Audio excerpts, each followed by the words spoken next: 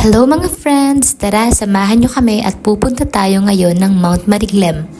Around 9 PM or 10 PM nga kami umalis ata nito ng bahay para pumunta ng St. Dominic dahil doon ulit ang ating pick-up. Pagkarating nga namin ito ng St. Dominic, nagantay pa kami ng mga 1 oras ata and then yun, nagpatali muna ako ng buhok ko kasi nga para hindi magulo kasi malakas talaga yung hangin sa bundok.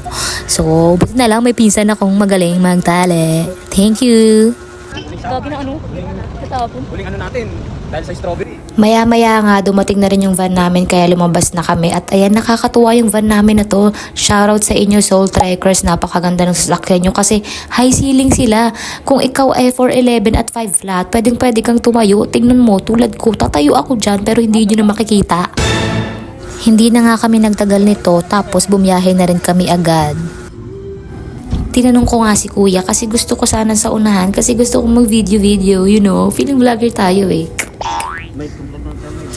And then sa part na to, nag-breakfast na nga muna kami dito. So pangalawang stopover namin to, dito na muna kami nag-breakfast. And then yan, kanya-kanyang kain na. Yung iba may baon, yung iba wala. So kami, naglugaw kami nito. So 3 van kasi ang Soul Trekker. I think 3 or 4 ata na van. Then yun. Hindi ko alam kung saan banda to pero I think Pangasinan ata or Pampanga. Ay basta yun. Basta kumain kami at nabusog kami. Okay na yan. Pagkatapos kumain, nag-makeup muna kami para fresh pa din ang itsura. Di nga nagtagal, nakarating na rin kami ng Zambales. Touchdown na tayo mga people. So ito yung bridge na to. Akala ko hindi kasya yung van kasi ang kitid nyo. Pero in fairness, pag morning dito, ang linaw dyan ng tubig. Tapos yun, nagkaroon muna ng registration. Tapos hindi na kami bumaba ng van. Signature lang naman yan. Tapos para lang sa ating mga fee. Ano yan, registration fee, kalikasan fee. Ano daw? Kuya EJ. Ay, di po. Kuya Nikki. Ako naman po si Nikki, ang inyong sweeper guys. So yun, bali ang nakating po natin is Mount Mariglem na may taas na 573 MASL. Bali, ang trail po natin sa Mariglem is start po dito sa jump off hanggang start na kahon is may lakarin tayong 1.5 hour. Depende po yun sa facing ninyo. Tapos yun din po yung kinukolong-kolong. Kabayo pala po yun.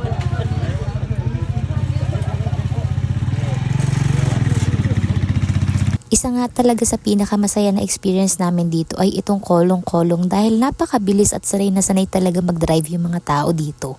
Hindi na nga ako nakapag-video after nun kasi nga talagang naglakad na kami noon at wala na kaming cellphone na kahit anong hawak. So dito nagpa-video na ako sa pinsan ko para may konting clip lang.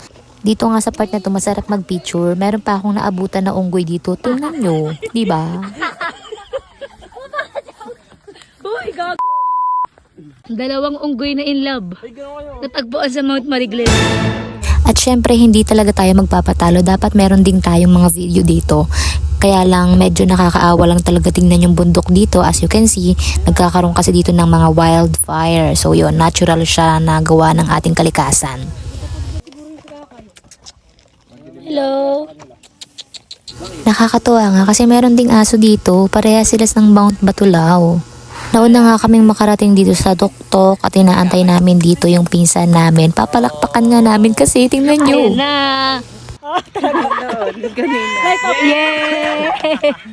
Natuwa nga kami niyan kasi kanina wala pang kaming 5 minutes umaakit. Ayaw niya na daw at ngayon nasa tuktok na din siya. O diba? Kaya nyo rin yan guys. Siguro nga mga about 1 to 2 hours kami dun sa tuktok pero bumaba na rin kami agad dahil gusto na nga namin mapuntahan yung mga river.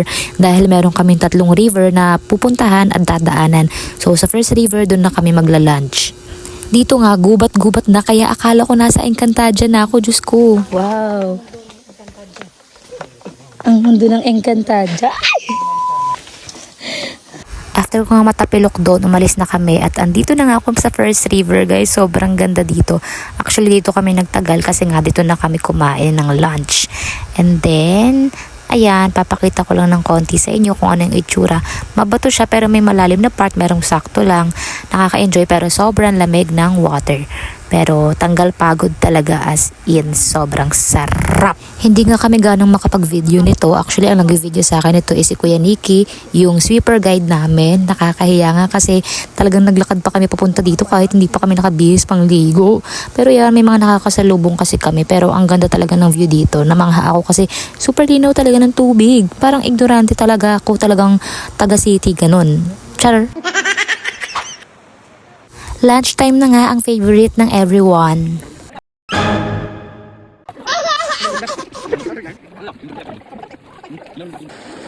After nga namin kumain, naligo na rin kami noon, and then after that, hindi na kami masyadong nagtagal at tumawid na nga kami papuntang third river. So ito yung second river, dadaanan lang talaga siya. Pero pwede nyo namang pag-stayan kung trip nyo, pero kami, dumiretso na kami dito sa third river. Hindi nga namin masyadong nagustuhan dito sa third river dahil nga masyadong maraming tao. Kaya hindi na kami nagtagal doon at pabalik na kami. So pabalik, nagkolong-kolong kami ulit. Tapos meron nga kami isang stopover dito sa Liuliwa Beach sa Zambales rin. 1, 2, 3.